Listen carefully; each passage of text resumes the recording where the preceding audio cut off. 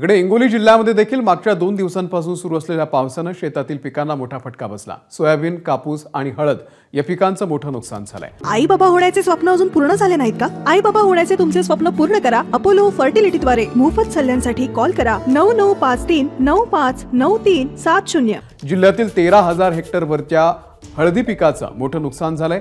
शेतामध्ये फक्त शिल्लक आहेत ते मुळ्या उघड्या पडलेले हळदीचे रोपटे। विशेष म्हणजे हळदीच्या पिकाला विमा संरक्षण सुद्धा नाहीये, त्यामुळे शेतकऱ्यांना अपेक्षा फक्त सरकारकडून लागलेली आहे। आढावा घेतलेला आहे दीपक माधव दिपके यांनी।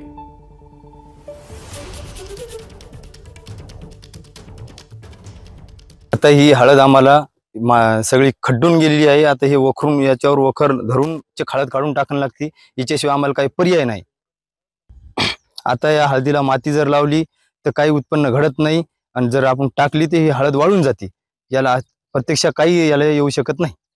एवढीच सरकारकडे मागणी आहे की आमची नुकसान पाहून यायनं आम्हाला ओला दुष्काळ जाहीर करून द्यावा, हीच माझी सरकारला नम्र विनंती आहे। सगळी हळद ही उलटी झाली, तिच्यावरलं सगळं माती आणि सगळे बेड एकदम सवान झाले।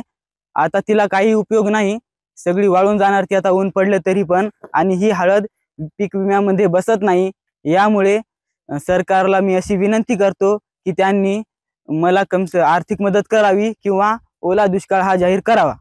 कयाधू नदीचं पाणी आल्यामुळे मातीचं हळदीचं सगळं नुकसान झालं। काय माती मोल झाला, हळदीला माती पण लावली तरी काय सुद्धा नाही, वखरून टाकणं लागते तिला। आता काही सुद्धा राहिले नाही।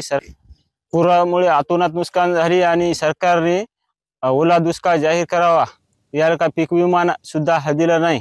मागील 2 ते 3 दिवसापासून हिंगोली जिल्ह्यामध्ये मुसळधार स्वरूपाचा पाऊस बरसतोय आणि या पावसाचा सर्वाधिक फटका शेतातील पिकांना बसतोय। हळदीच्या पिकाचं सुद्धा या पावसामुळे मोठ्या प्रमाणात नुकसान झालेलं आहे। नुकसान किती मोठ्या प्रमाणात आहे हे तुम्हाला आता आम्ही दाखवणार आहोत।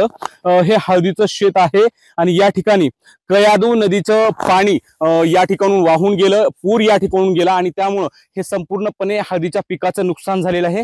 आता या झाडांची अशी अवस्था आहे की या झाडांना जर आपण जिवंत ठेवायचं म्हटलं तर या झाडांना उत्पादन लागणार नाहीये, आणि या झाडांना जर माती लावायचं म्हटलं तरी उत्पादन लागणार नाहीये, आणि असंच ठेवलं तर हे झाडं वाळून जातील।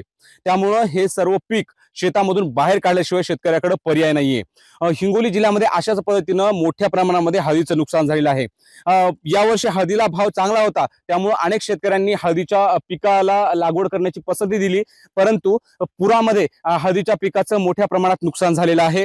हिंगोली जिल्ह्यामध्ये साधारणतः 13,000 हेक्टरवर हळदीच्या पिकाचं नुकसान झालेलं आहे। यात विशेष म्हणजे हळदीचं पीक हे पीक विम्याच्या संरक्षणामध्ये बसत नाहीये, त्यामुळं सरकारनं तत्काळ या नुकसानीचे पंचनामे करावे आणि तत्काळ मदत द्यावी अशी मागणी शेतकरी करू लागले। इथं camera person आकाशसह Madhav Dipke, ABP माझा, हिंगोली। एबीपी माझा, उघडा डोळे बघा नीट।